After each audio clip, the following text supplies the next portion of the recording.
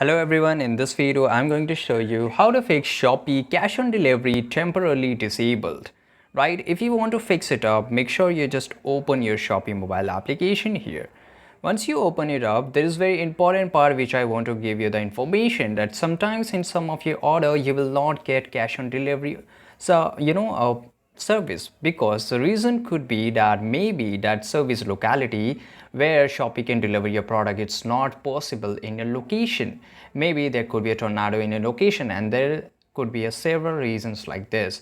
But for example, that if I just go to my cart here, and here I have to select my product, whichever product I want to buy. So I will click on all, I will click on checkout. Now this is very important part, guys. Make sure you just add your address, very valid address, right? And here if you scroll a little bit down, here you will find this option, payment option. So if you go to the payment option, make sure you select on cash on delivery, because most of the time we have selected or activated any other payment methods. So if you want cash on delivery, if you want to enable it, then this is the only way to do it. So make sure you just enable it and you will find it in your product.